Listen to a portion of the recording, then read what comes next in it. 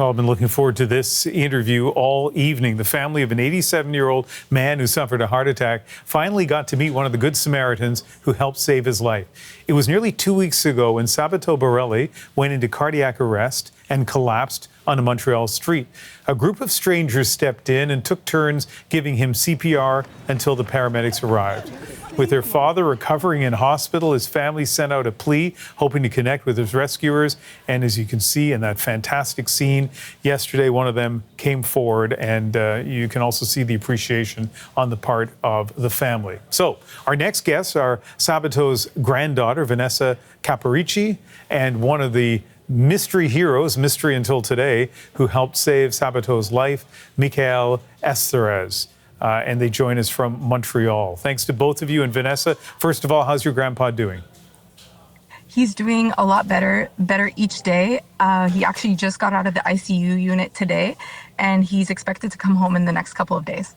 All right, Michael, tell me about that day, about what you saw and how you responded. All right, so I was going to the daycare to get my kids because we were leaving for a camping trip for my birthday that was coming on that Saturday, which happens to be his birthday as well, which is incredible.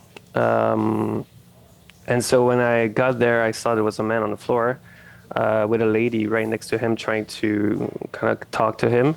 So I got out of the car and I saw that the man was very pale, kind of blue on the lips and on the nose and ears. So he was in a bad shape. The lady was already on the 911 line, and they were asking us to try to find a defibrillator. So I ran into the daycare to see if they had one. There was none. And so when I came back outside, the lady that I think doesn't want to be named was already doing CPR. And so I stood by, and after a little while she got tired because it's a quite intense maneuver. So I took over and kept doing it until the paramedics arrived. So first the special unit, and then the ambulance came. But it was like a traffic time, so it took quite a bit. I understand why the other Good Samaritan, wants to remain private. We obviously respect that. But I'm also really happy that you have stepped forward and are willing to tell your story. And we asked you to be on here tonight because I think it's really important for people to hear that story. And Michael, a lot of us, I've learned CPR, and you wonder, in an emergency, would you actually be able to do it? Would you remember what to do? Did you go? Was there any hesitation on your part or any uncertainty about how to administer CPR? So, when I was younger, I did the lifeguard classes. That was a long time ago. But my father is also a doctor, so he had taught me previously when I was younger. Mr. Borelli is lucky because me and the lady that was there first, we both knew what to do.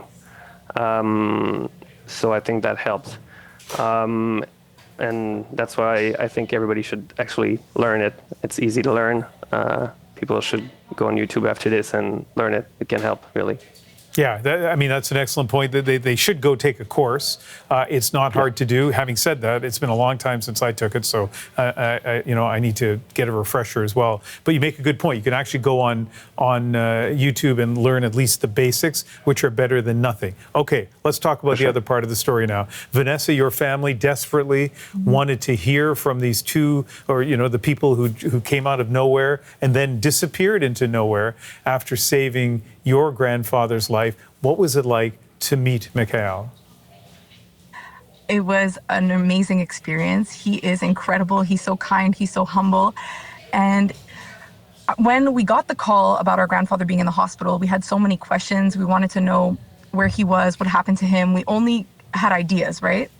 And then by meeting him, we got all the answers to our questions. And he was so patient and so kind and answered everything, and he allowed us to put all the pieces of the story together. Yeah, I'm going to ask each of you the same question, Vanessa, beginning with you. What's your takeaway from this? What's the importance for you of this experience? Well, there's a couple of things. A lot of people ask me, what does this mean to you and your family? we're just so grateful, because had they not been brave enough to step in, it would have been a complete different story for our family. We would have got a different phone call about our grandfather, right? So because they chose to be brave, we get more time with my grandfather, and we were able to thank the people and be able to thank them for stepping in and being a hero, you know? So a lot of good came out of this. And Mikhail, what about you? What impact has this had on you? Well, you know, it makes you realize that the time you have with the people that you cherish is important. So, of course, I would have loved to have a few more days, years, whatever, with my grandpa.